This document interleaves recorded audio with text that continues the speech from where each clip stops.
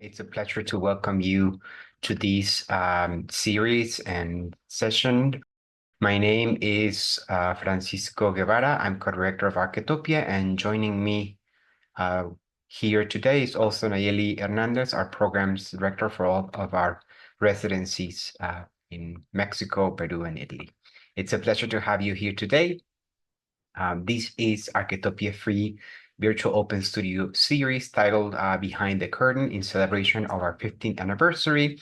And we are going to be having these sessions throughout the year, this year and next year as part of our 15th anniversary. And the goal is to establish an ongoing dialogue and conversation with each one of the artists that we're going to be hosting as part of this series.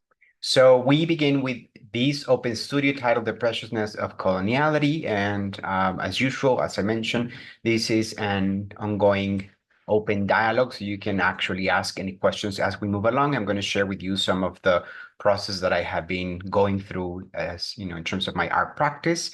And before we begin and, dive into the theme, I'm going to state our land acknowledgement. And Arquetopia acknowledges that all of our artist residencies are located in historical lands that over the centuries have been continuously defended from the invasion of multiple empires, including the Hispanic monarchy, the First French Empire, the British Empire, and the Mexican-American War. We recognize that our work is only possible because of the multiple histories of resistance and contestation that intersect in Mexico, Peru, and Italy, including each and every one of you. Through our mission, we continuously acknowledge the voices of those who have been historically unheard, seeking to address the violence and injustices of settler colonialism and imperialism, knowing that envisioning justice is only possible in the anti-colonial way. This acknowledgement is not metaphorical, but rather an active engagement in which all of our artists in residence are included. It is the first step to honor the land, the wisdom, to love and respect the people that inhabit Mexico, Peru, and Italy.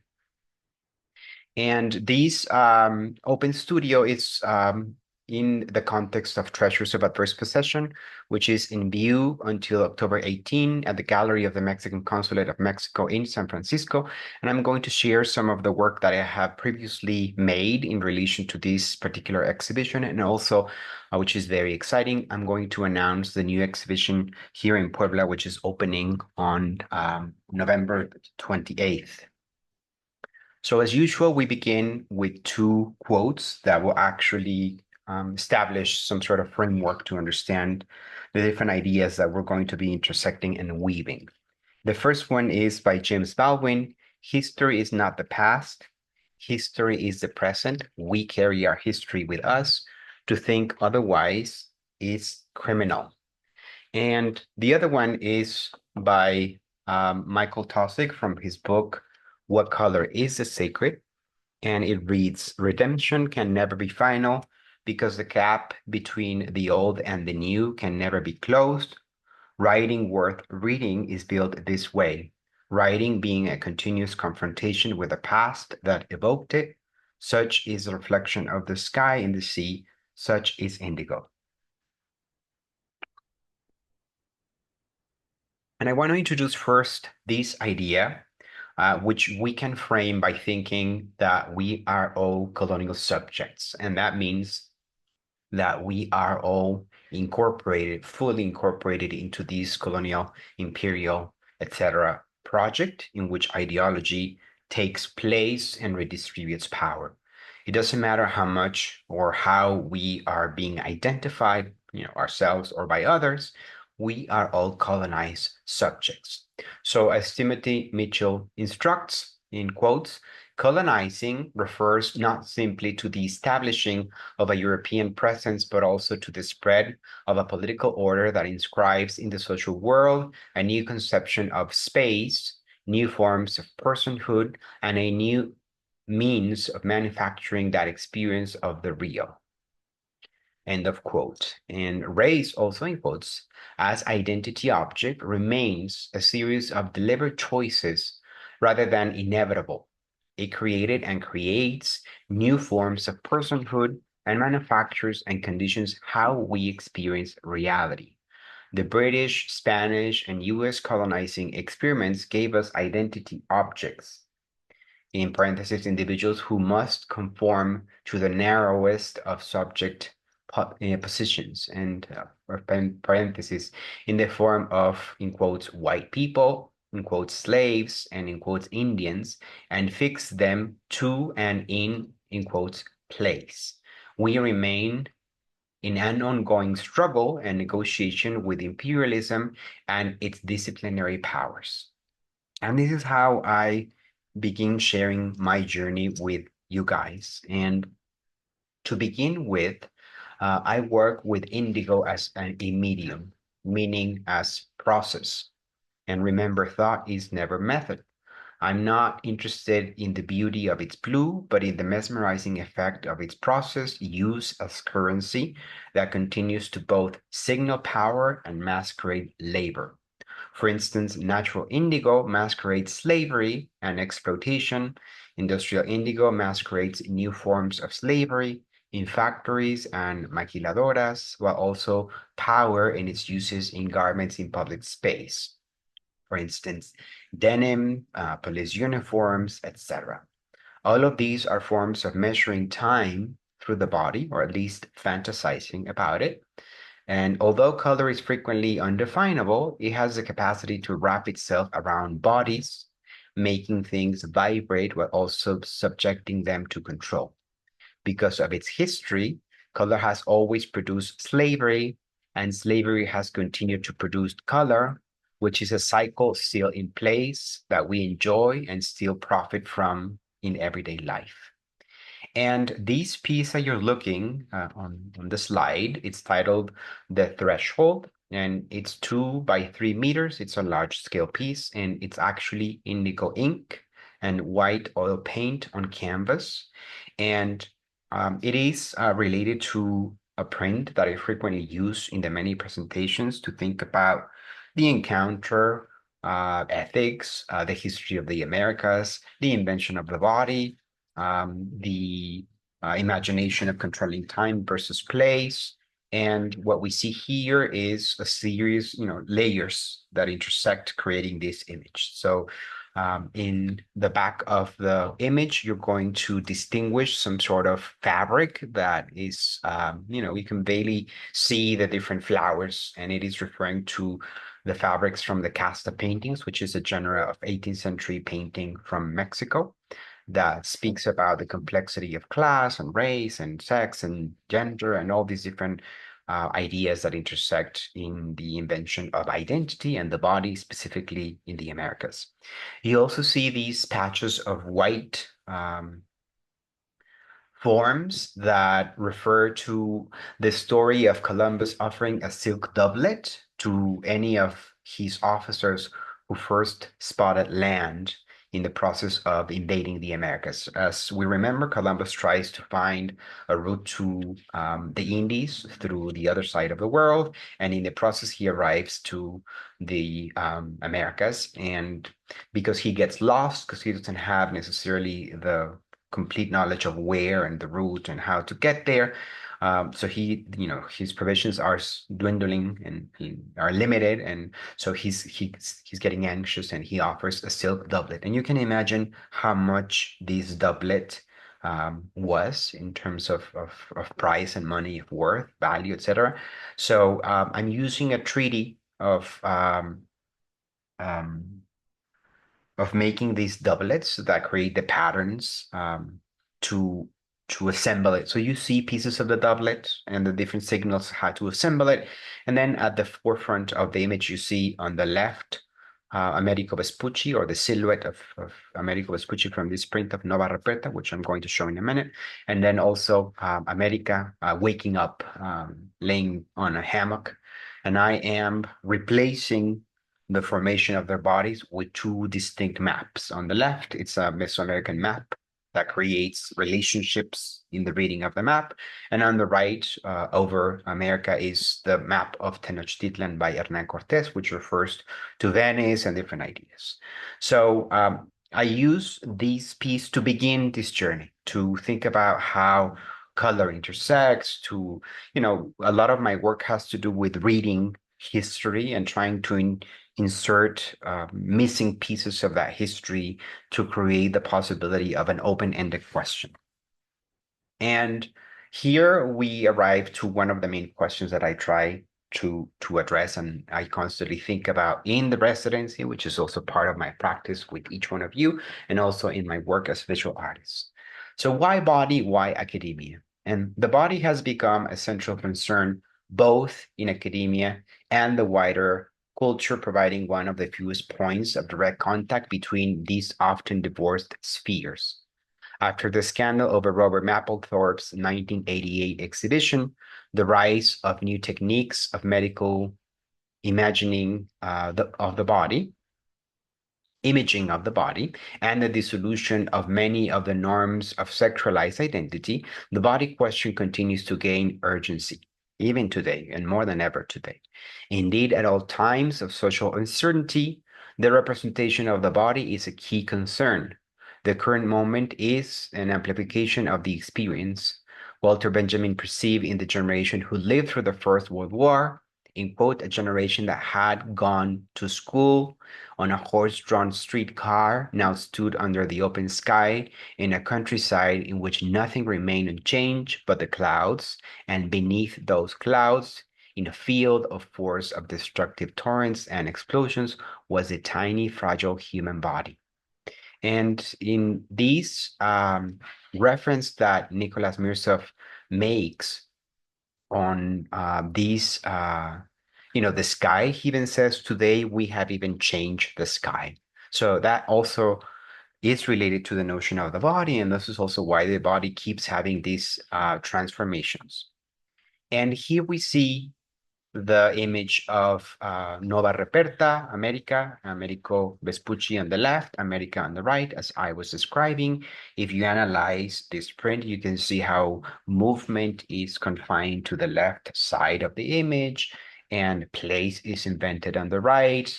And then all these layers intersect technology on the left. You can see this ship arriving, moving, all these, the garments and the technology and the science and the control of the world. On the other side, you have America, which, of course, is naked, rooted in the land, the feminine, the masculine. You also see the cannibals in the back roasting a leg. So we have to think about how the body is mutable, incomplete, and always in flux. In quote, this alarming feeling of instability has led to numerous efforts to control the development of the physical body by promoting certain physical characteristics at the expense of others. This is what the body really becomes. In standard settler colonial legal phrasing, adverse possession means taking land without the consent of those who were already there and thereby acquiring title to the land. It remains an active and central part of U.S. law. Such taking possession without consent is equally applicable to bodily violations of all kinds. Since the 16th century, Europeans have visualized colonialism as rape. And as you remember from many of the readings that we have been looking at, it's present. It continues to be the ways in which we protect property. So we need to think about what is the body? Why the body? How do we invent it? How do we construct it? And these 3 points describe it. So your body is not itself. It is a battleground. It is subject to control through the legacy of the Renaissance, colonialism, and imperialism. The, in quotes, perfect body is now under siege by the pharmaceutical, aerobic, dietetic, liposuctive, calorie-controlled, cybernetic world of empire. And remember, this is in reference to a book by Nicholas Mirza, Bodyscape, but also is referencing the idea of empire as Christian Buick talks about it and thinks about it, rather than thinking white people or empire, the Spanish, this, or, pointing fingers. We think of empire as the abstraction to be able to name it. And as we move along, then it has to become something very specific in our questions. So body is a verb rather than a noun. It is a process rather than a thing. It is a symbol, a resource, and a medium, a system of delivery, communication, a communicating event. It doesn't merely signify or symbolize power relations. And think about how power relations are very important to redistribute this possibility of movement. Body is at once the final point of resistance to the global imperatives of empire and the first to be affected by it. These are conclusions from a conversation about the relationship between the body and landscape with Dr. Kristen Buick. And I'm going to present with you some ideas that I recently came across and that I have been studying, that I have been thinking about, not only in terms of my practice as an artist, but also in terms of the residency in general. And this has to do with difference as infinitude. The notion of the body didn't exist to the so-called exist prior to the so-called conquest in the Americas. In the Americas, beings and things share the same spirit that fills them up with life. And this is very important because we are actually questioning even the notion of being human. The difference is expressed and defined by the limits of difference. In this sense, in quotes, body needs to be understood as some sort of clothing or garment, and the garments or clothes have also need to be understood as body. Eduardo Viveros Castro notes, it is not possible to distinguish between physiological processes and sociological processes. Therefore, the transformation of the body, social relations, and the statutes that condense them are one and the same. Human nature is literally manufactured or configured by culture. The body is imagined in every possible sense of the word by society. And here, what we see on the left is a Kayapo, Macau boy, and I'm making the reference of Macau boy because it's not separable. And this is an image that Diana Magaloni Kerpel used in her lecture La Conquista en el Códice Florentino at Museo Amparo, and she touches on two ideas that I'm going to share also with you. And these are Egiptla and Toltecayotl. And one of the important ideas that I frequently mention in the residency is the dialogue, first, the notion of rhythm, and second, the dialogue between the mind and the heart, which is frequently defined through Toltecayotl.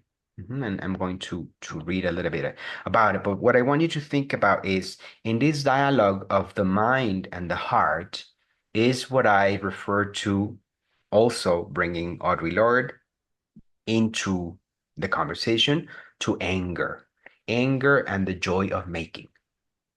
We can't just stay with the joy of making. We can't just stay with anger because we would both get consumed in different ways. They both would protect, in the end, property. But if we combine them, there's a possibility of a rhythm that changes the ways in which the work moves. So I will begin with Hitler.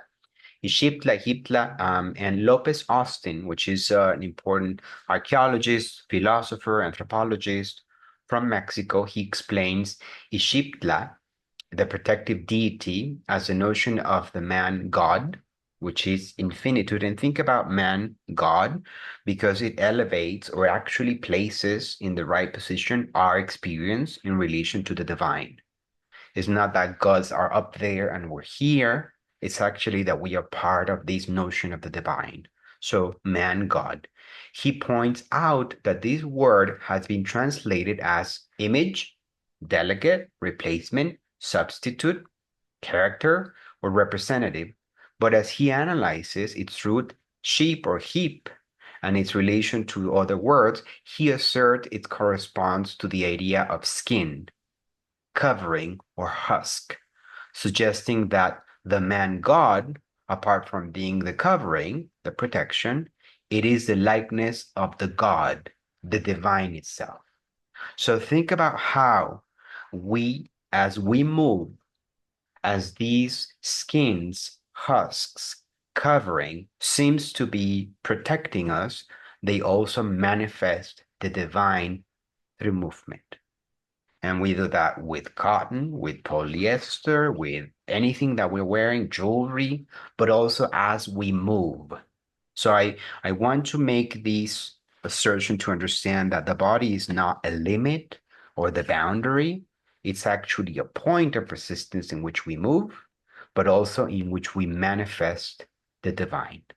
But then we also have to think about it in terms of rhythm. And this is where Toltecayotl comes in, which is defined and is included in the essay The Trouble with the Term Art by Carolyn Dean, the dialogue between head and heart. And Toltecayotl is a group of complex ideas, which is really not related to art, explaining the existence of the universe. Art doesn't really define that.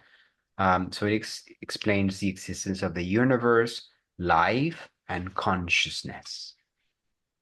It has little to do with the definition of art, but it's frequently used and rather should be understood as relish the fight. And this is something that Christian Buick refers to. Being ready to move in an unexpected way is also what I refer to as tactics to reconfigure the possibility of things. And you're going to see a little bit of this in my work, which has become Arquetopia's method, meaning the rhythm between the joy of making and Audre Lorde's notions of anger. So we combine Ixiptla with Toltecayotl, that means relishing the fight altogether, which creates the rhythm in which we move, in which we make our work move. And here I introduce some of the pieces, and I have divided the presentation in three main series. These specific series refers to feathers. Feathers are the manifestation of the divine. It's not that they are divine, it's not that they represent the divine, but actually the way they refract light has to do with that manifestation. So here I'm thinking of Tlaki Miloli, which is a sacred bundle that was brought into Tenochtitlan in the foundation in 1325. And we can see here in one of the images of the codex, the notion of these bundles. And you can see a little bit of the characters. You can see the feet. That's how the codex is read. It tells you where to go through the feet, and it's also conveying movement. And you can see these characters carrying the Tlakimiloli, which is the sacred bundle. And inside of these bundles, you can see how there's a symbol on top of the head of these characters, which conveys the idea of the divine. And some of them are carrying feathers, and another one is carrying a mirror, but it's not necessarily the objects. Objects didn't exist. It's the notion of the divine that is manifesting in these bundles. And when the conquest started in 1519 and the city of Tenochtitlan was actually raided, these bundles were actually taken back. And they were taken back in the same route as they were taken into Mexico City, and then they were hidden. So one of the multiple chronicles, and one of the scholars who looks at these ideas, he explains that this idea of motion is connected to the divine, and I am connecting the divine with the destruction, with the perception that we have also of the work. So the piece in itself is related to the Chimali, which is these feather shields that since the 16th century they were actually taken into Europe, and there are different cargo relations and indexes in which they describe 72 of these shields, 80 something. They went into different collections in Europe. They actually began the transformation of every notion of art in Europe, and in that moment you start seeing in Florence and in Paris and in England all these different feathers, and they start changing the ways in which art was defined by the Renaissance. So I'm thinking about non-dominant knowledge in that sense, the manifestation of the divine. We also see the image of the burning house every time the conquest or the invasion happened in the process of several decades and centuries. Each one of the towns that was destroyed would be described with these image that we see in this slide at the upper part, which is the burning house. So I make this connection, and I make a divine representation, and the piece is titled "What Happened to the Sacred Bundle?" And it's feathers, amber, and corals mounted on sterling silver. And it refers to these ideas in terms of destruction, non-dominant knowledge. And think about how I try to ask questions in the process. It's, yesterday I was teaching a workshop in different entity, and they were asking me, is it didactic? Do you have to explain? And it's not necessarily the point. When you approach these pieces, you see how mesmerizing the technique is because the feathers make it so beautiful. I'm going to show you the next piece, and this is based again on the Chimalis, and it is titled Holy Corporation. And one of the important ideas that we need to think about is how we have enshrined corporations in this sense to make these possibilities of wealth and to actually hoard all this wealth. And here we see the VOC, the Dutch East India Company, which was the first official corporation that was open to investment. And you can see here the comparison. It earned through its years of operation 7.9 trillions, and that in equivalent assets today and capital, et cetera, in companies will be to all the companies that you see on the right of these comparison. So you have Apple, you have Alphabet, Microsoft, Amazon, Facebook, Wells Fargo, Bank of America, so on and so forth. All of them together would be the equivalent of the wealth of the VOC. And you can imagine, and of course, it was one of the most important companies that actually traded with human lives, that actually invested in slavery, that were actually throwing human beings into the ocean to then claim the insurance. And then I turned this into this piece, intersecting it with the notion of the divine to think about what we actually celebrate today. We are interested in the divine in this sense, in feathers, in the manifestation, but what we celebrate are corporations. And I intersect here the idea of epistemicides, and remember, it refers to the systematic destruction or erasure of people's knowledge systems, often as a result of colonialism, imperialism, or culture and domination. It involves the suppression of non-dominant or local ways of knowing, understanding the world, and transmitting knowledge, often replaced by the dominant culture's epistemological frameworks. And here the divine and perverse manifestations as, they manifest as the means in which empire can exist, expand, and have continuity. As usual, if you have any questions that you want to add or anything, please feel free to either post it or raise your hand or open your mic. So to undo the burn, place does not produce nor confirm identity. However, in any given context or spatial relations can tell us about our social relations relative to gendered, classed, and racialized hierarchies. To undo the burden that we place on identity object or objects to be representative of identity, we must instead understand objects as opportunities and as communicating events. And this is what I try to do with the work. It implies peers meeting upon a common basis to examine difference and to alter those distortions which history has created around our difference. For it is those distortions which separate us, and we must ask ourselves, who profits from all of this? So what I tend to do is to question the notion of identity by understanding the ways in which we actually protect property. So the first quote belongs to Race as Object Lessons by Kristen Buick, and then the second one is by Audre Lorde. And the next series then intersect the extractive possibility, the extractive effects, the mesmerizing light, refraction, beauty of silver. And this is a piece that is inspired by the Drake jewel. On the left, we see the portrait of Elizabeth I. And I have found really interesting connections between the process of the so-called conquest, the invasion of colonizers, the moment in which Puebla, the city where Arquetopia's headquarters are located, was founded in 1531, and also London in that specific moment in which the British Empire is actually merging with this force that would actually transform every way in which we move today.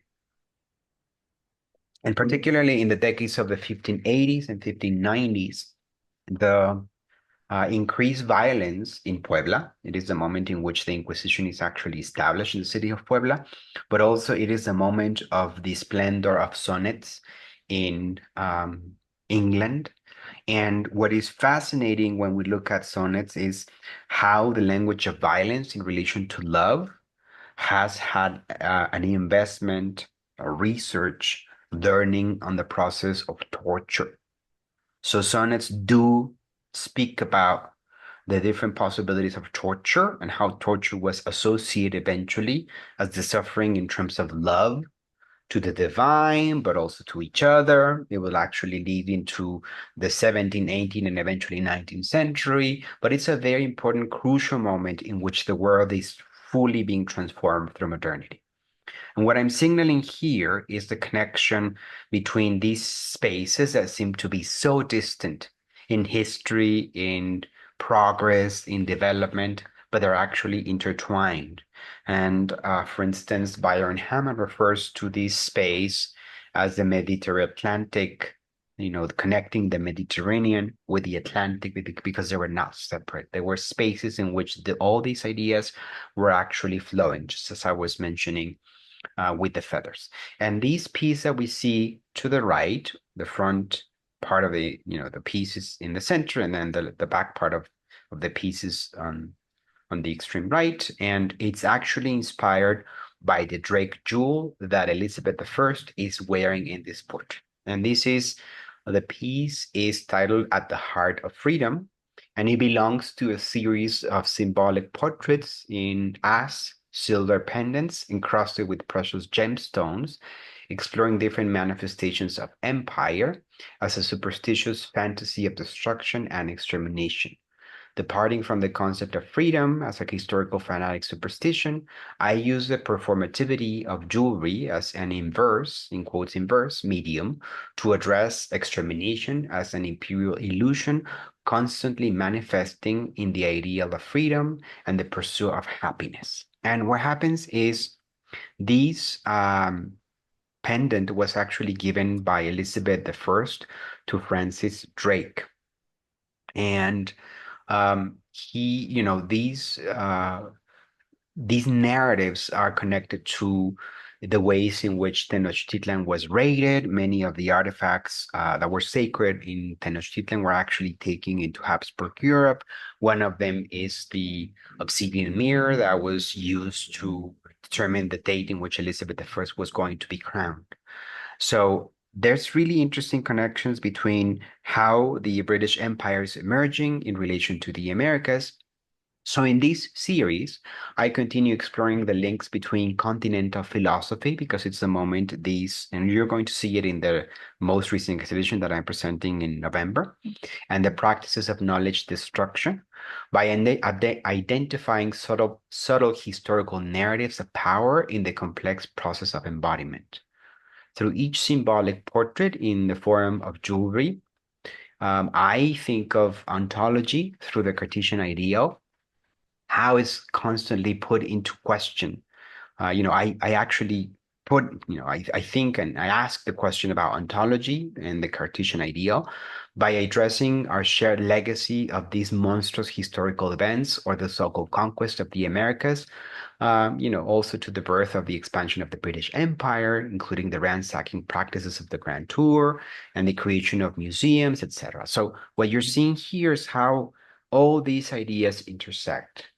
the grand tour with residencies, the invention of museums through portrait, paintings, jewelry, and all these ideas intersect in our shared history of extermination.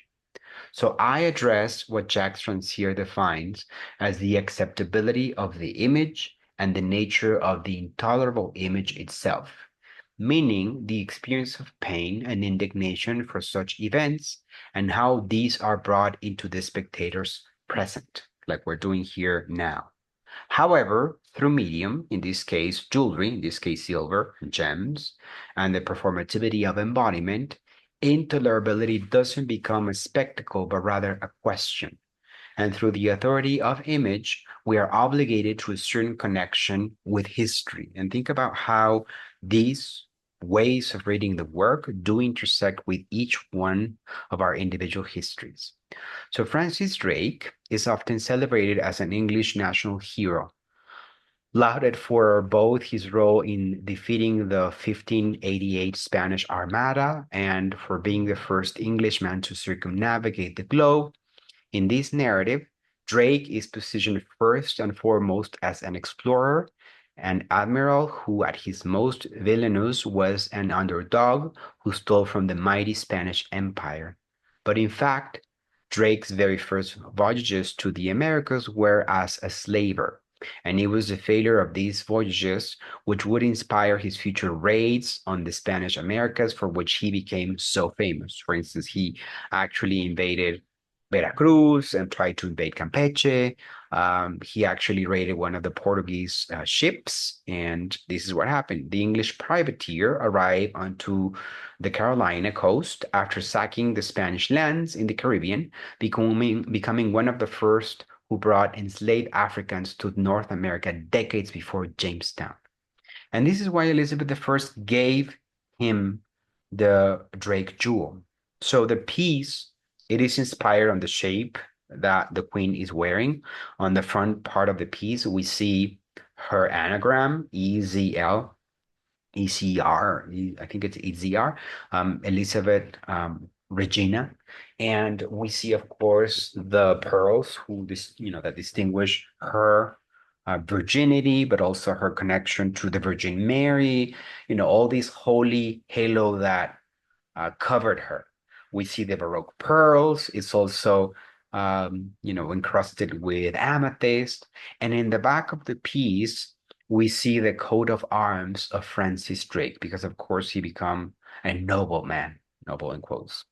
And at the core of the piece, there is a stone of indigo, and it's carved with his crest, his family crest. When indigo is actually produced, as plants are being, there's a solution. They soak the plants, they extract the indigo. Indigotina is the formal name. It becomes this incredibly frothy bluish substance because it reacts with oxygen. It stings terrible. If you have worked with indigo, it really stings all the way to your brain. And as it is making it stable, because they add lye to actually, I think it's lye, to actually make it a rock, and they put them under the sun, it becomes a very strong rock. And at the core of the rock, sometimes you can find this stone that is very, very hard. It's the compressed indigo. And I was able to carve these indigo, this oval shape with a crust and put it at the core of the piece. So it's actual indigo. And what is interesting about indigo is that it was used for slavery, as I mentioned in the beginning. In the Americas, plantations were actually, developed to produce indigo.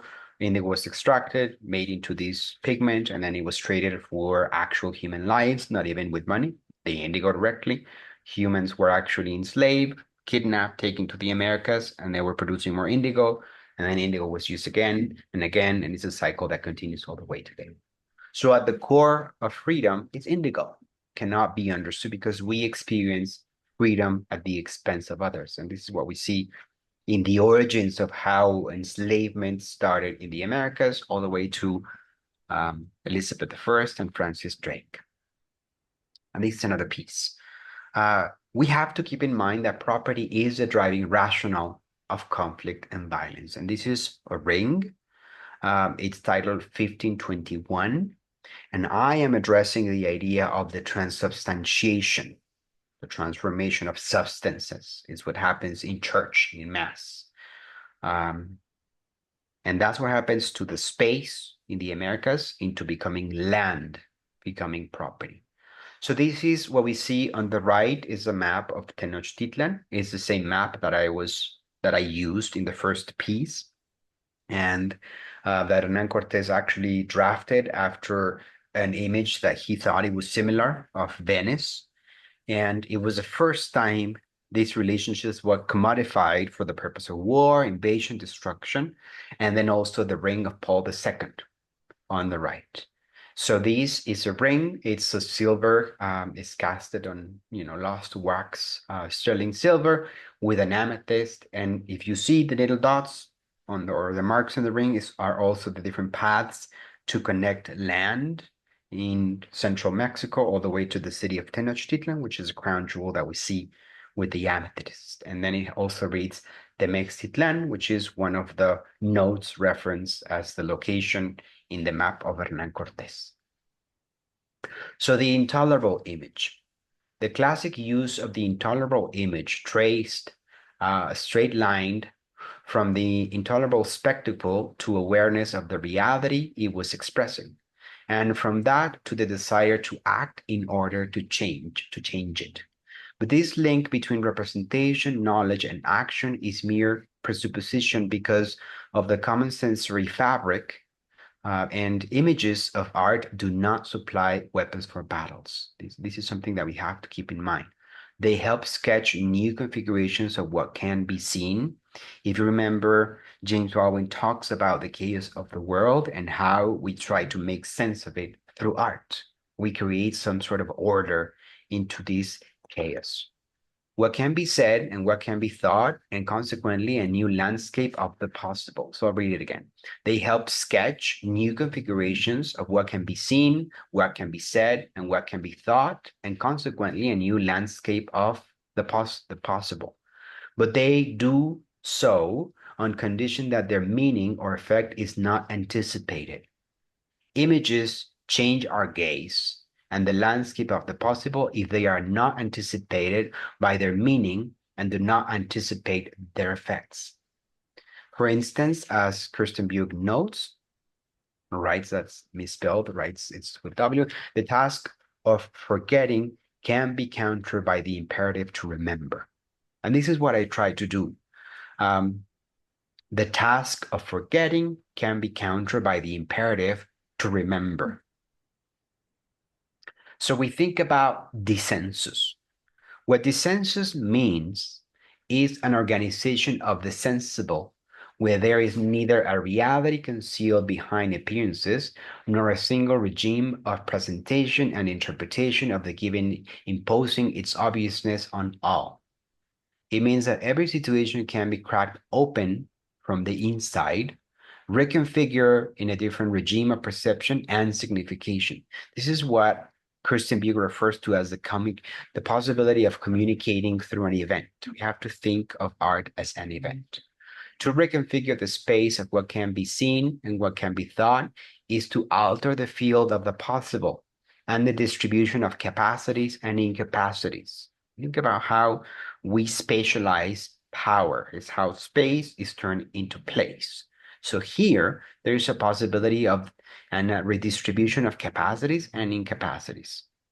This census brings back into play both the obviousness of what can be perceived, thought, and done, and the distribution of those who are capable of perceiving, thinking, and altering the coordinates of the shared world. So then we move into the painting series. As you notice, in this process, I work with the notion of empire, the importance of property, and the fact that we are all colonized subjects. So again, here we have indigo. The title of the piece is Uranometry or Uranometria, the Solar Massacre, and it's indigo ink white tempera, egg tempera, with silver and copper leaf on canvas. And what I try to do here is to figure out ways in which we can see certain elements in history through the actual medium of painting. As you remember, as we know, painting is the most imperial medium that art can have. So I intersect several layers of images. You can see the VOC again, the Dutch East India Company. You can see the symbol sort of emerging through this character. And to the right, you can see the patterns of porcelain that actually was used as the official symbol of the VOC in creating different plates and different ways of eating. So it's also signaling the ways, the routes, the trade routes through the New Spain as well, connecting, Southeast Asia with the Americas, with Europe. This character that we're looking at is Frederick the Hopeman, spy, navigator, astronomer, ship's master, prisoner, linguist, and the VOC governor. He was a field commander and was a key figure in the earliest days of the Dutch forays into the East Indies spice trade, surviving 4 journeys to today's Indonesia, the first 2 disastrous with enormous loss of life, then twice as a VOC governor involving the domination of the Portuguese, Spanish, and English rivals and the local populations. He incidentally was the first European to encounter the west corner of Australia and the homeland of Ross Islands, ending much speculation about the Terra Incognita Australis. And the title of the piece is actually referring to a moment in I think it was in the 1600s where the Hopeman arrives to Indonesia, and he's actually captured, and he develops this stellar map to be able to navigate into the south part of the globe and be able to arrive to Indonesia and come back. And eventually he comes back with force, and for no reason other than property and wealth, he produces a solar massacre, killing Indonesians for no reason, just other than taking over nutmeg and spices. So I try to intersect these ways in which we move in relation to portraiture, in relation to merchandise, in relation to icons and techniques, etc. Here we have one of my favorite pieces.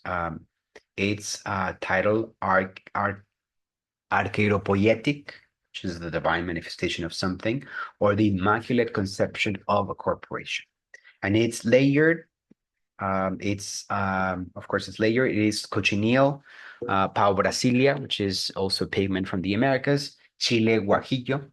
I prepare all my pigments, and a little bit of oil paint and tempera on linen. And what you see is the image of the Habsburg eagle, which is a 2-headed eagle. You can see the wings emerging in the back. It's a portrait of Charles V, who is actually also responsible for the establishment of the coronation of Our Lady of Guadalupe, which became an incredible corporation, so wealth all the way to today. And also in relation to landscape. What you see at the center of the image is the landscape of Tepeyac, which was already a secret site even before the alleged operation. And in that sense, it's also how the extension of landscape becomes always the limit, the border for civilization. It's how we envision what follows in the process of civilizing. And we see also a little bit of the apparition in different moments. And the background of the piece, it's 23 karat gold leaf with the 12 stars of the garment of Our Lady of Guadalupe. And like the Spanish, Mesoamericans used insignias to denote the name of a family or lineage. They also use symbols in their battle attire to represent the name of their communities. For both Huacachol, Huacacholteca is a community, and the Spanish, the eagle was already an essential symbol. The eagle was a primary element in the place of glyph and used to represent Hualquecholan. Hual means eagle in Nahuatl, and this is what you see in this image in the middle of the slide. Similarly, the image of a double-headed eagle represented the European Habsburg dynasty and appeared on the coat of arms of the King of Spain. So there's a connection there that is established. And this is how we need to think about how class is enshrined, how the two-headed eagle becomes this class symbol. And then we also connected it to the Virgin of Guadalupe in a moment. So several indigenous communities were granted the right to use the Habsburg coat of arms in return to their military service. After establishing an alliance with the Spaniards, the Cualquecholteca adopted the double-headed eagle as a sign of their privileged position in the new colonial system. And then we, as I was mentioning, Our Lady of Guadalupe is symbolic, not only in terms of miscegenation, but actually to understand the movement of independence in the early 19th century.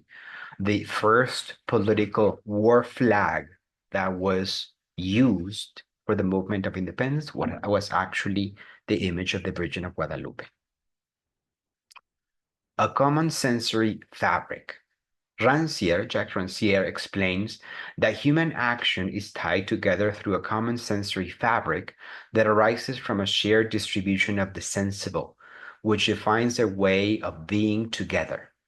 Nevertheless, because the social bond of art is what Rancière suggests speaks only as the voice of a people to come, it is a voice that is always in the future or deferring to the future. And think about how we constantly try to challenge hope in these conversations. The notion that it should appear or happen in the future, but actually understanding how agency is the present, and the present becomes the past and the future at the same time.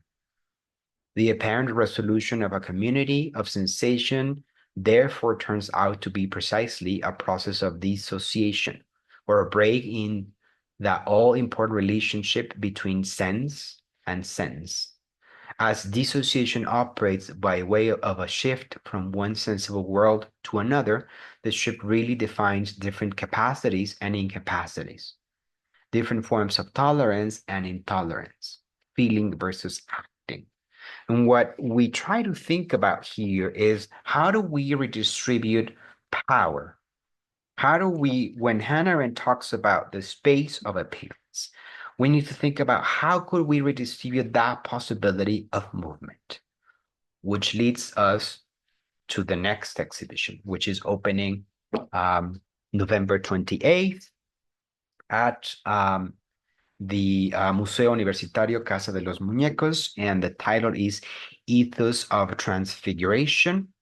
And I'll explain a little bit of the museum. In 1983, the Universidad Autónoma de Puebla, BUAP, acquired the building to, the Casa de los Muñecos, which has some sort of figures in the facade, and turned it into a university museum.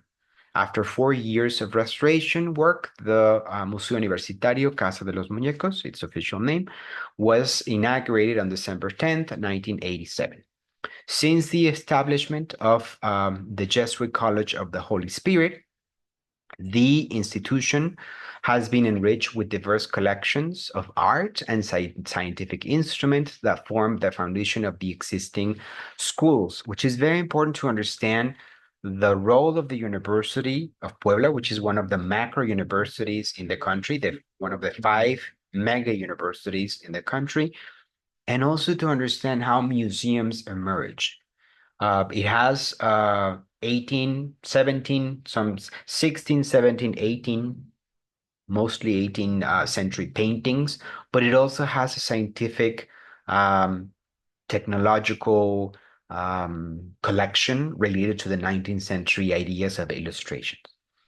And the museum inherited significant art collections from the Art Academy of Puebla, and which were the paintings that artists were studying to learn painting, of course, and the Viceregal collection of the Society of Jesus colleges in Puebla, which we have to mention that Puebla, although it was a very small city in comparison to the rest of the world, it was one of the fewest cities, also I think with another one in Poland, with 5 Jesuit colleges, which were absolutely expensive, complex, producing knowledge. So you can imagine the wealth of the city, even if it was a very, very small city. Just to make a reference, in the 1580s, Puebla had 10,000 inhabitants, and London had 200,000 inhabitants. Yet, of course, the Jesuits had already been, persecuted in England, but in Puebla they had 5 colleges. So today it houses over 4,000 items, including paintings, furniture, stucco work, engraving, photographs, and watercolors. These collections feature notable works by renowned painters from the Viceregal period, such as Cristóbal de Villalpando, José Luis Rodríguez Alconedo, Juan Tinoco, Diego de Borgraf, Miguel Cabrera, Agustín Arrieta, and we're moving along in the 18th century, 19th century, José Manso, José Juárez, and Luis Berrueco, as well as pieces donated by contemporary artists who have exhibited in the museum. The museum also offers spaces for temporary exhibitions, an auditorium, and 2 patios, enhancing its overall appeal and functionality, blah, blah, blah. So what is important to think about is the collections that these museum houses could easily rival with many collections around the world, LACMA and the Met, and many different collections because of the quality of the work, the wealth. So imagine these early 20th century museum inheriting a little bit of the tradition of the 19th century and how we appear in space and how it situates us in relation to the history of art, in relation to painting, and my work here is responding precisely to these collections that are associated with the Society of Jesus, but also in relation to cochineal, which is absolutely fascinating. So community as praxis versus self as origin. We need to turn the art experience into a process rather than defining art as a final object. Struggle for the freedom of the individual subject, in quotes, begins when we dismiss the opposition between looking and acting and understand that the distribution of the visible itself is part of the configuration of domination and subjection. It starts when we realize that looking is also an action that confirms or modifies that distribution, and that interpreting the world is already a means of transforming it or reconfiguring it. So we need to think about how seeing is not a passive action. It's not passive, but rather active. Developing hybrid creative practices relating to political activism, theater, pedagogy, and art.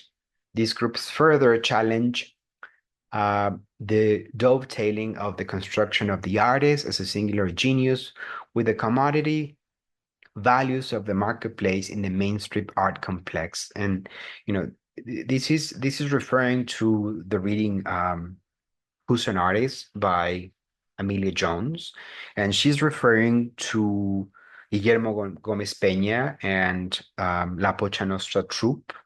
And I use this as an inspiration for the idea of poltergeist. He refers to himself as an artist as an intercultural poltergeist, transcultural poltergeist in many ways, meaning a spirit that makes noise, that disturbs, that creates movement, that shakes things up. And I use these ideas to think about how do I relate to this collection today with the power of the Jesuits. So to the left, we have Antonio Mariano Rojano Budarra, which was a notable figure in the Jesuit order. And he was recognized for his contributions to education and mission work in the 17th century. As a member of the Society of Jesus, he embodied the Jesuit commitment to scholarship, spirituality, and service. Rojano Budarra played a key role in establishing educational institutions that promoted intellectual rigor and moral development, reflecting the Jesuits' philosophy of integration of faith with reason. His efforts not only advanced the mission of the Jesuits, but also left a lasting impact on the communities he served, emphasizing the importance of education in fostering a more just and compassionate society. That is in theory. Because what we see here in the portrait is how the portrait is constructed. Of course, it has all these layers of class and wealth and religious beliefs. But something interesting that caught my eye is the background of the painting, where he's actually being framed by all the theological, philosophical ideas of the Society of Jesus.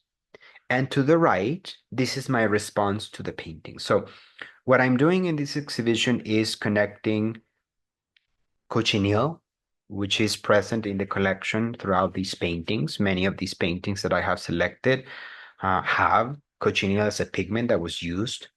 But also what we're going to see as well is the patron of the Society of Jesus and the establishment of the colleges in Puebla was a very rich, wealthy enslaver who actually had the largest cochineal farms in the world. And the amount of wealth that he produced was absolutely incredible, to the point that when he passed away, he bequeathed everything he had to the Society of Jesus. And of course, the collections, etc., was formed in that process. And these colleges actually trained many of the thinkers that eventually got expelled in the 18th century and were actually taken to Bologna, even if they were born in Mexico as Mexicans in quotes, because it was New Spain. They were actually taken into Bologna and kept there. Um, so in this piece, what I'm doing is I'm responding with this other piece, which is based on Lógica Mexicana, which is one of the books that actually Descartes used for his theory. Lógica Mexicana, written by Antonio Rubio de Rueda, served as the official logic manual for the Jesuit order, widely used in their educational institutions across the globe.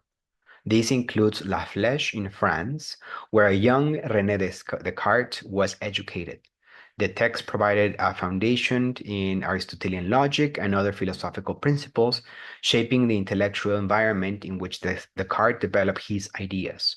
By studying Rubio's work, Descartes was exposed to the rigorous logical frameworks that would influence his own approach to philosophy, particularly his emphasis on clarity and reasoning. This reconnection highlights the significant role that the Jesuits' education played in the development of modern philosophy. The integration of Lógica Mexicana into the curriculum not only underscores the importance of diverse intellectual traditions, but also challenges the perceptions that profound philosophical thought was exclusive to European context. And what I'm saying here is that what is Mexico now, successfully exported into the world was classism. This is what we see in this text. So I respond, this little box that you see in the lid of the box has a diagram of la dioptrique, which is the ways in which Descartes studied the ways of seeing, that of course is related to art, and also the code, the symbol of the Society of Jesus, and Lógica Mexicana, which is the letters extracted from the first edition of this book, made into gold leaf, and then also powdered with pure cochineal pigment, which is this deep red that we see here. Moving on to the next piece, we have San Ignacio de Loyola, which was a military figure that eventually founded the Society of Jesus. And here we see two very important portraits with the flag of the Society of Jesus. We have to remember that Pope III is the one who actually granted them the possibility of founding the Society of Jesus, and they arrive in 1578, I think, into the city of Puebla to establish these colleges.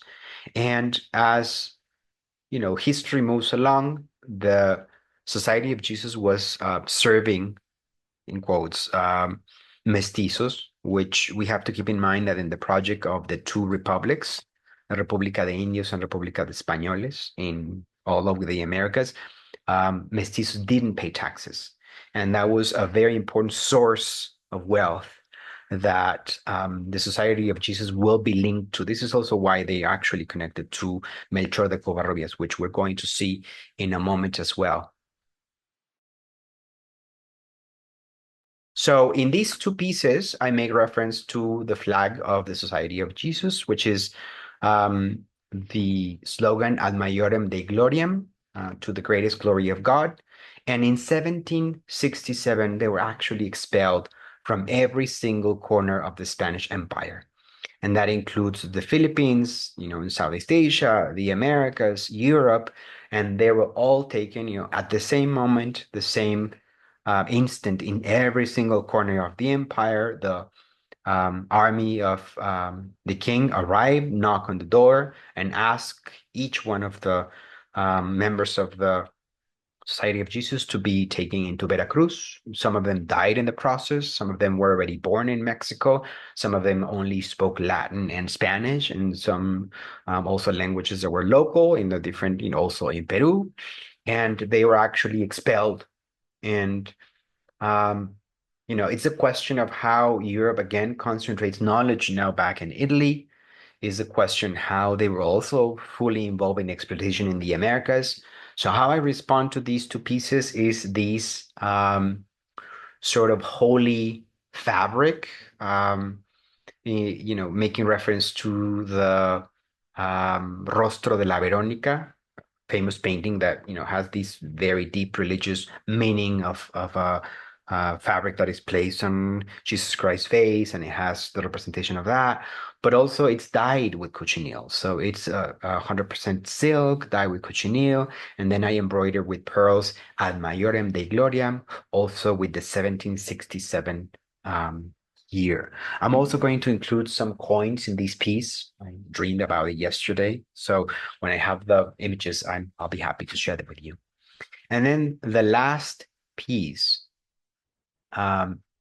is about Melchor de Covarrubias. And Melchor de Covarrubias was a significant figure in the 16th century colonial Mexico, best known for his role as a patron of the College of the Holy Spirit in Puebla, el Colegio del Espíritu Santo, which is now known as the Benemérita Universidad Autónoma de Puebla, BUAP, which we still have an incredible relationship in collaboration.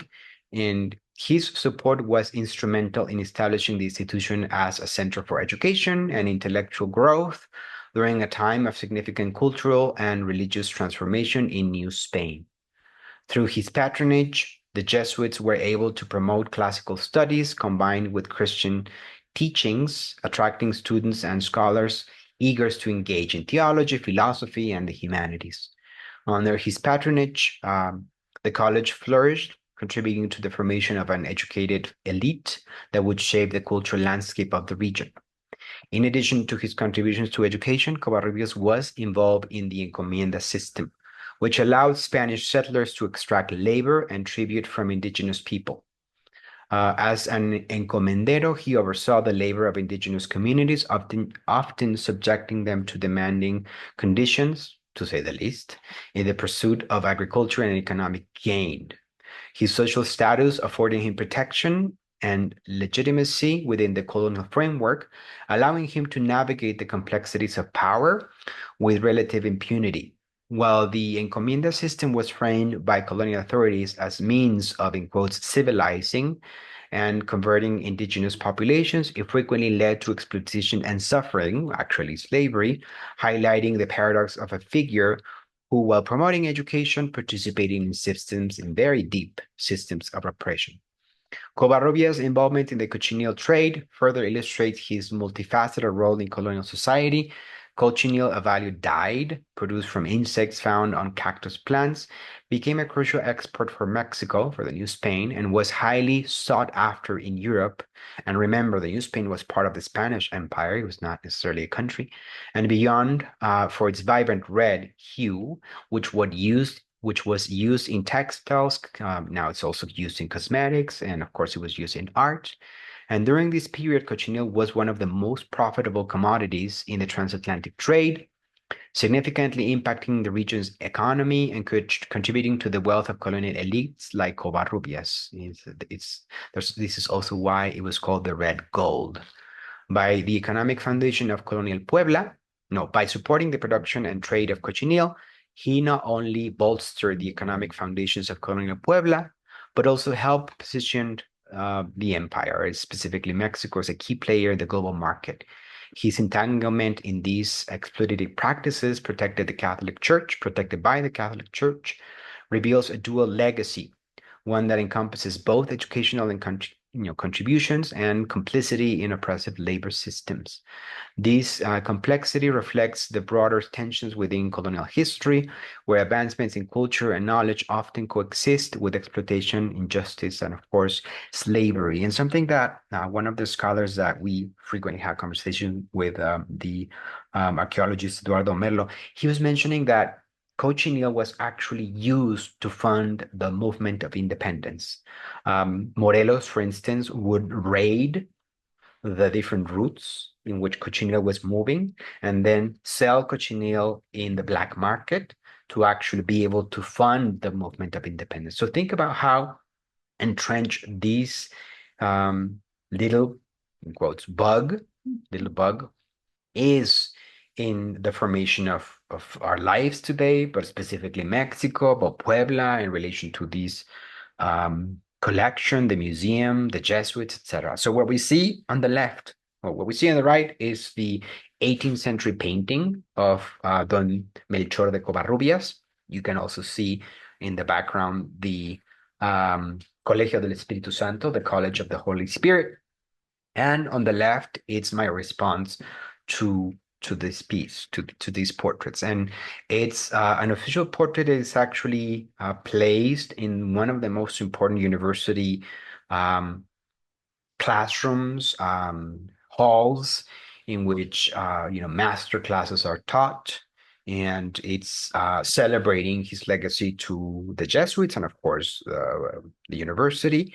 And then also you can see the patronage of the Virgin. And this is the silhouette in which it appears.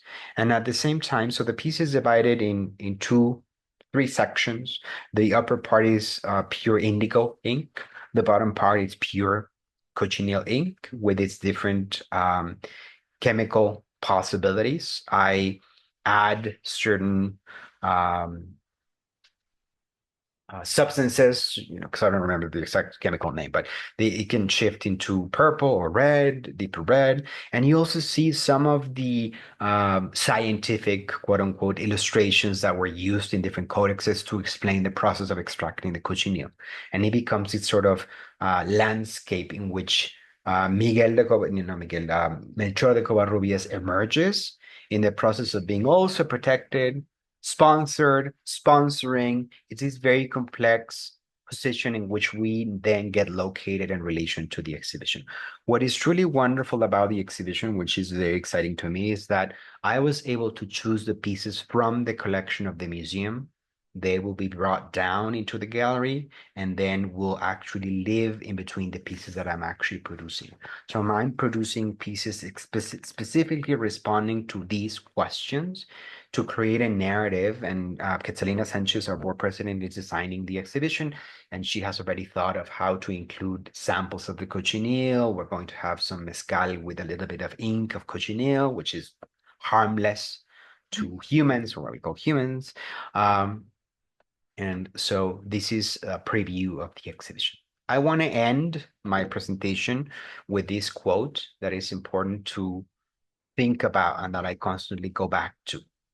Real violence does not consist so much in injuring and annihilating persons as in interrupting their continuity, making them betray not only commitments, but their own substance, making them carry out actions that will destroy every possibility of action. And this is by Emmanuel Levinas.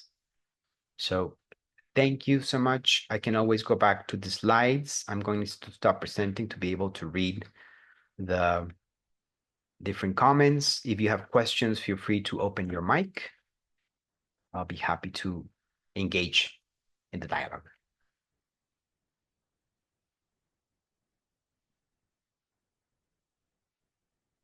And the purpose, while you think your questions, the purpose of these presentations is to have an open dialogue in terms of the studio practice. As you see, What I'm presenting here, it's an ongoing process in which I engage and I'm interested in exploring questions. It's never final. I always find new interesting ideas. And a lot of this process is also connected to the process of residencies and the conversations with each one of you. It's how we share the practice, the process, how we stay with the trouble, as Donna Haraway would say.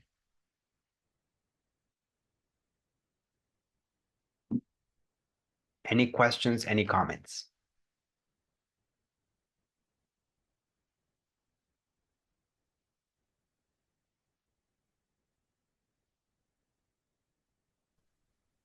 I had actually sworn to not ask a question, but I'm glad you are. sorry. No, absolutely Yeah. fine. Yes, go ahead. It's sort of like not a question so much as an idea I've had because Mhm, listening to the lecture because I'm making some large oil paintings, so that was just great with ceramics. mhm. So that was really good to hear about it being the most imperial medium, kind of perfect. And their landscapes hybridized, like hybrids of local where I live by the beach, on the big, rough West Coast, and Hollywood movies, sort of vistas, scenes. Um, so, and the thing is, when you said about the poltergeist, about the ghosts, I thought to put ghosts in the landscapes, but then I realized in the context of the lecture, like they are ghosts, that these landscape paintings are ghosts already. They don't need, yeah. Anyway, so that was really Absolutely right. Yes.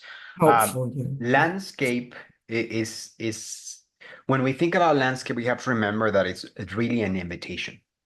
It's not really pointing at anything concrete.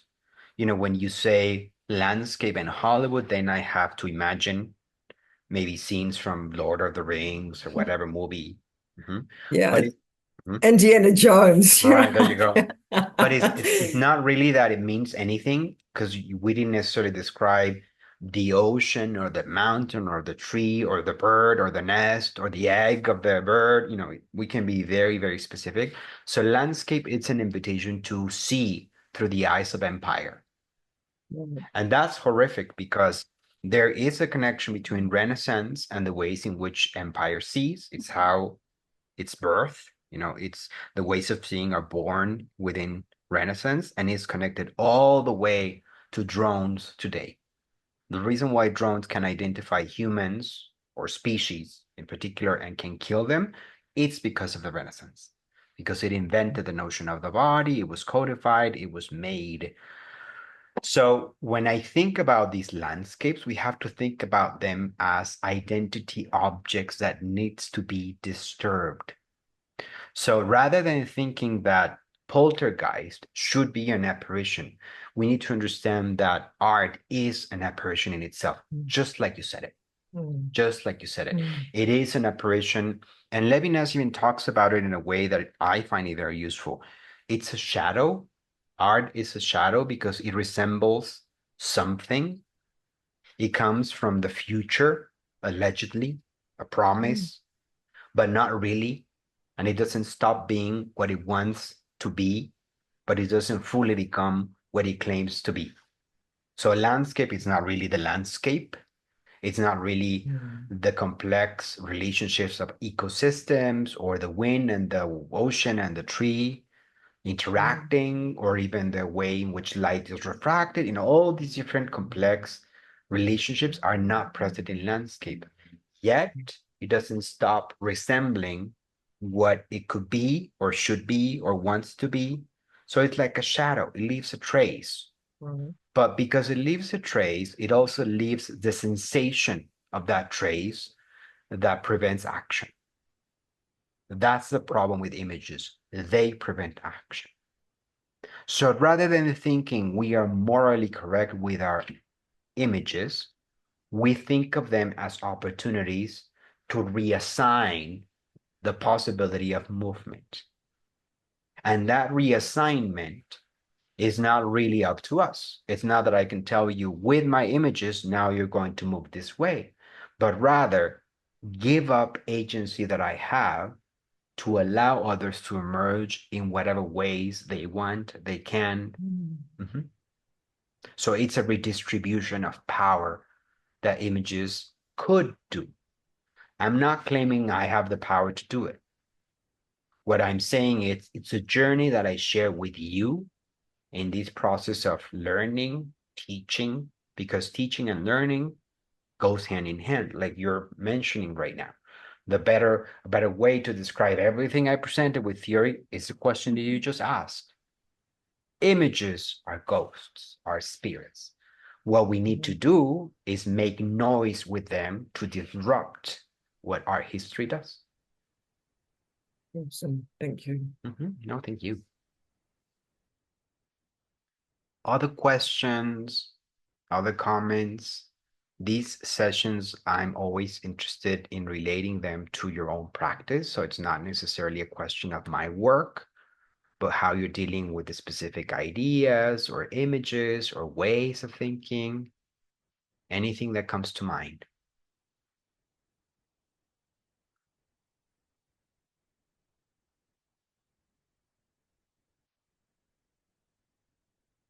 Also, if you're interested in any of the specific essays that I mentioned or any of the quotes that I included, feel free to post it on the comments and I'll be happy to send you the essay if you're interested.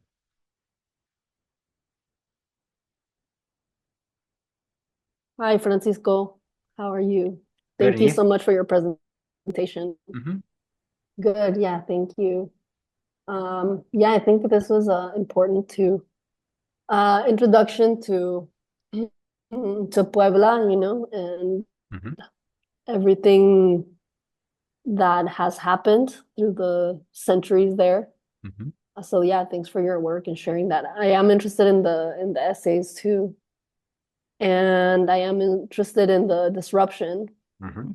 And yeah, I just was wondering like what kind of maybe performances have gone on alongside some of these some of the pieces that you shared, Mm-hmm. if there was any. Mm-hmm. Um and yeah, what has come of that. Just wondering also in terms of the space that you mentioned of Casa de los Muñecos. Mm-hmm. Yeah, what kind of performance practices have gone on. And yeah, thinking also about Gomez Peña's work, Oh, yes, absolutely. if he ever did anything in Puebla. I'm not sure if he actually, maybe, probably, but I haven't seen him in Puebla. I have seen him mostly in the States, but maybe, in Mexico City as well. Yeah. Well, it's a wonderful question because at the core of my practice from the beginning was the notion of the audience being a performer rather than me being the center of attention. So rather than thinking of the pieces to be used in specific ways for performance, the performance in itself is the interaction with the pieces. And that's why, from the notion of poetry that both James Baldwin and Audre Lorde talk about, I gave this incredible lecture on incredible because it was really incredible in terms of the findings, not necessarily that I incredible, but the findings of the connections between Audre Lorde and Mexico are absolutely incredible. She was followed by the FBI and she arrived to Oaxaca and she was questioned there. So there's all these intersections of resistance and in her theory that are connected to Mexico that I found really powerful.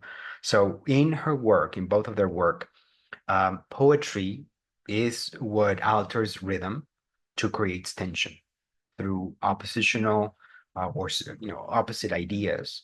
Tension is created to allow space to be opened up. So in my work, specifically in this new exhibition that I'm planning, is to understand the context of Puebla as a very formal, viceregal, conservative, aligned with empire city, with a very deep tradition in that, an investment in that. We have to remember that Puebla, for instance, has these Spanish clubs in which you have to fake your accent to get in, things like that are weird. They not only happen in Puebla, but also the cities of Mexico. But this notion of being European, which is also highly questionable in every single sense of the word, is what you see in the legacies of these museums. And the Academy of Puebla, in terms of art, which eventually disappears, was very important to the production of visual culture, not only in the Americas, but also in many parts of the world. So to understand that weight in relation to the work that I'm doing today is where the audience appears. And that's the key aspect to my work, rather than thinking, the performance is improvisation in that sense. How do we create tension between these very heavy collection and the work that is experimental in many sense, but also acknowledging its hateful legacy, portraiture and the extraction of cochineal. So what I tend to do is also engage members of the community with their ideas. I find Jesuits very complex, to the point that we could hate them. But we also need to understand the other side of the story. In 1763, 67, when they are expelled, many of them that were in the colleges studying and learning and teaching were doing their jobs in relation to their history and in relation to location and in relation to language, and suddenly empire expels them. And they're taking into this foreign land, to Polonia, in which they were subject to racist, nasty, what we know about the world today, which is not foreign. So how do we reconcile those histories? Many of them died in the process of being taken to Veracruz. And it's not to celebrate lives and deaths, but it's to understand how the history is relived constantly, because we are attached to extermination in deep ways. It's to understand how color continues to do that in terms of movement. So yes, in many of the essays that we'll be working with you in your residency, we'll touch upon that. And it's also making the space of Puebla more complex, because now it's emerging as a very important touristic center that needs to be questioned in terms of its role with philosophy, but also its roles with enslavement, but also with encomiendas, but also, so it's how I see the possibility of performance also given back to each one of you in their projects and in relation to these spaces.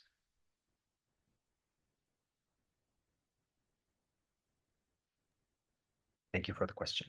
Gracias. De nada. Other questions, other comments? Let's see.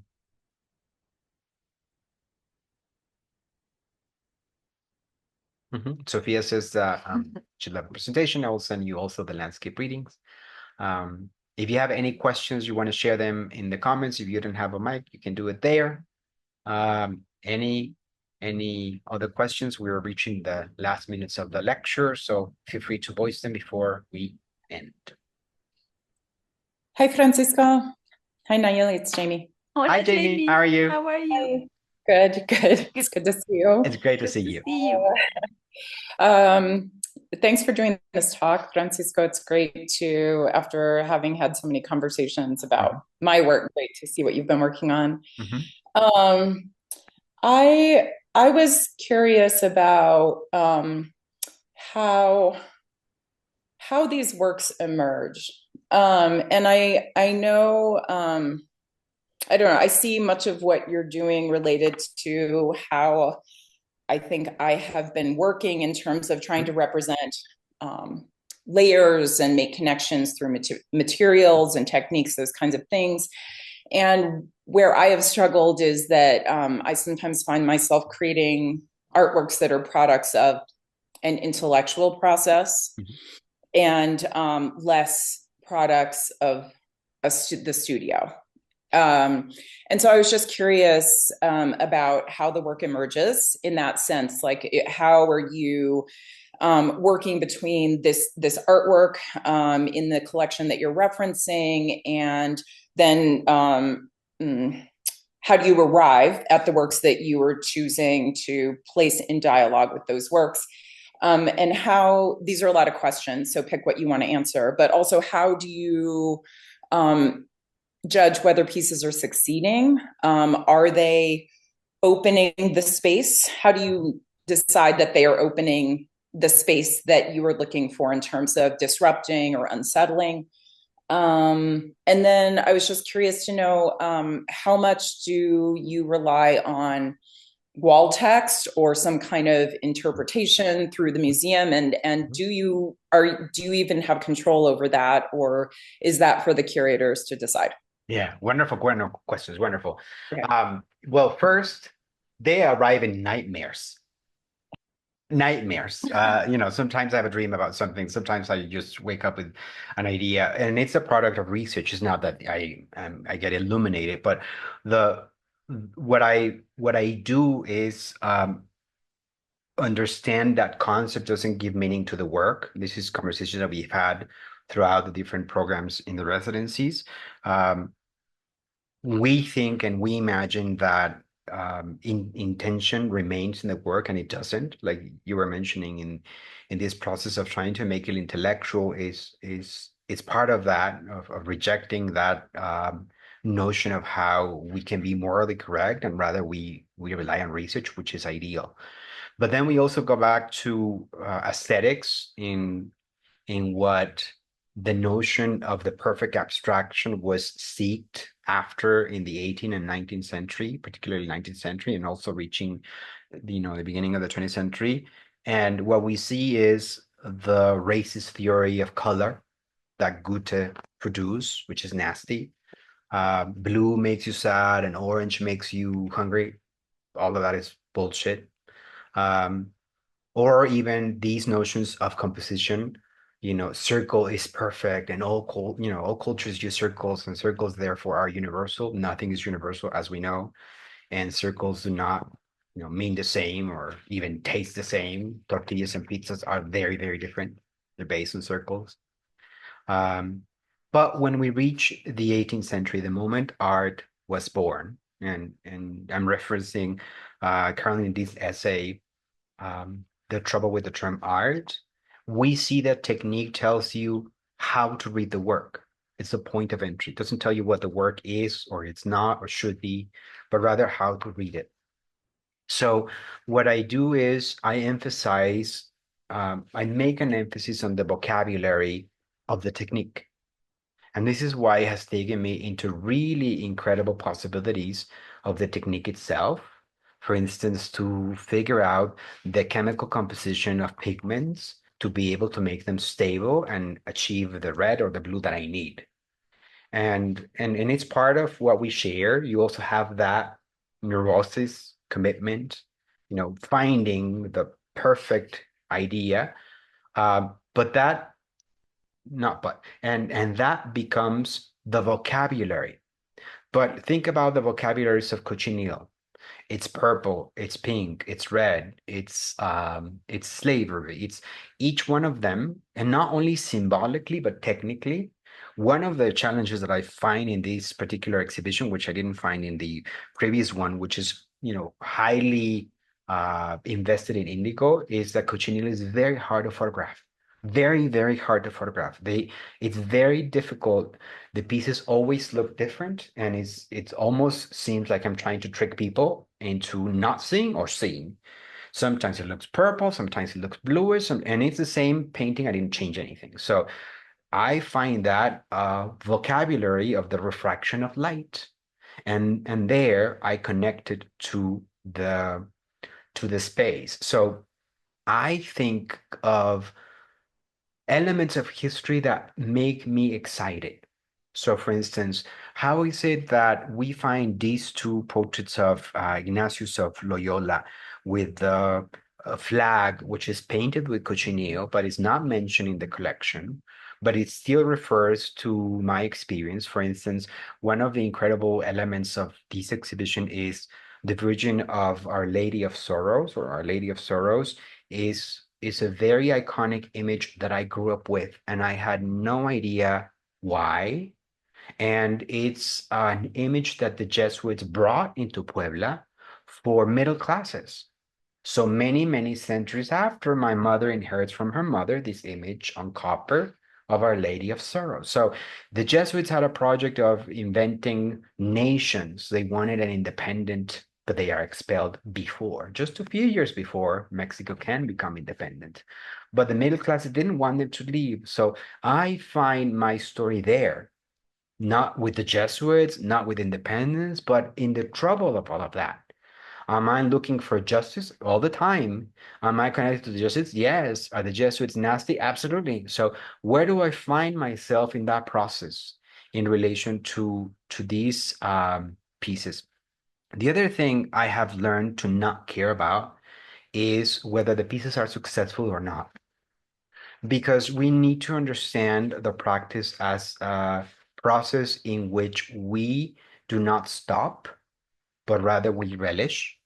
And rather than and the voices, and this is something RuPaul mentions, it's just noise.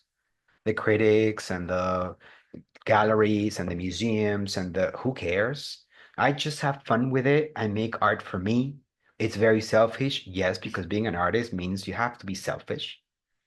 Why should the world deserve your work and become a burden for everyone else? It doesn't deserve that. We just do it because we have to survive. So it's why I introduce these two notions of relishing the fight, of the dialogue between the mind and the heart, meaning we can't just stay with the anger, which we all have and share in different ways. We can't just stay with the joy of making because it's absurd and makes our practice stupid. We get lost in it and then we are like, where is the meaning?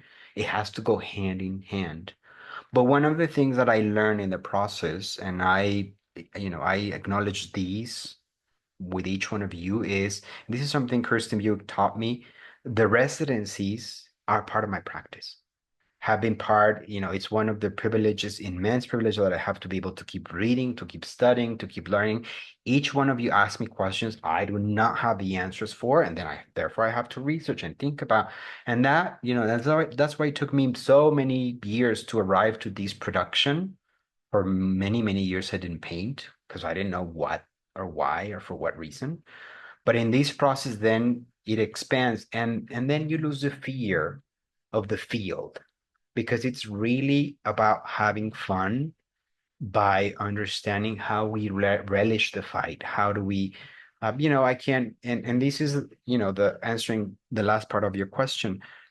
I don't, if students ask me, if viewers ask me, I'm happy to engage in conversation, and I organize guided tours so that I can respond questions in relation to context.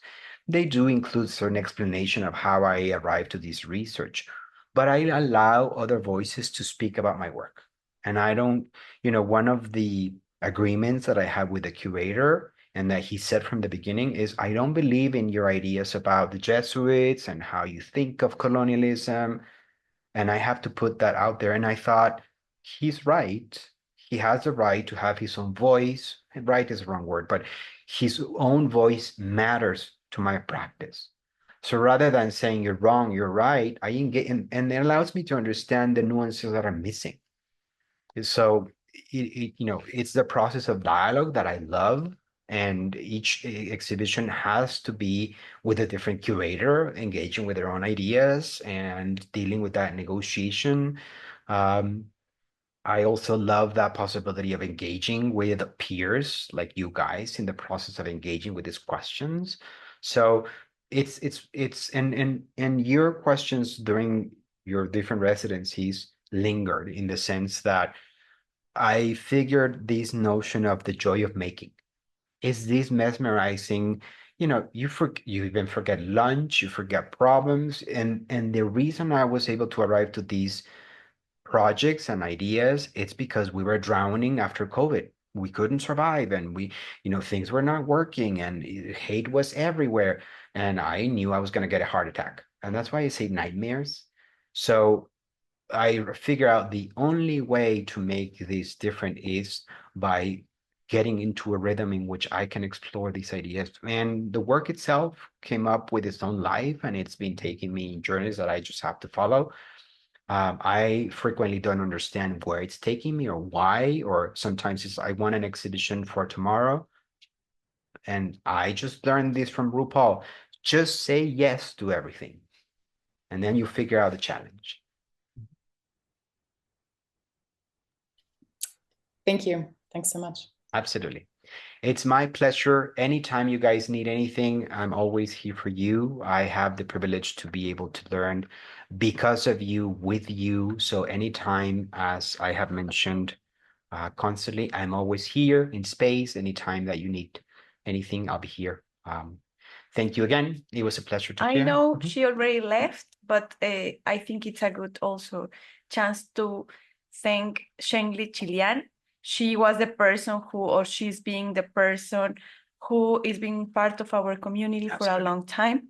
She's being the link with the university, and many of the things that we are able to do regarding exhibitions, the open process, bringing our artists in residency into the classroom context at the university has been thanks to her. Also, Alejandro Andrade, who's gonna be the curator of the exhibition, and of course, Elsa Hernandez Martinez and Elsa Hernandez Fuello from the Museum Casa de los Muñecos. And especially thank you for every one of you. We have a really strong community, and we've been building all this together. Thank you to the staff, Sayani, Rocio, Klaus, and everyone who's been part of this long and fun trip and journey. We are gonna have one last virtual session by the end of the year to complete the series of free virtual lectures as part of our anniversary. So we will be in touch very soon. Thank you, everyone. Thank you, everyone. Gracias. Gracias. Bye. Adios. Adiós.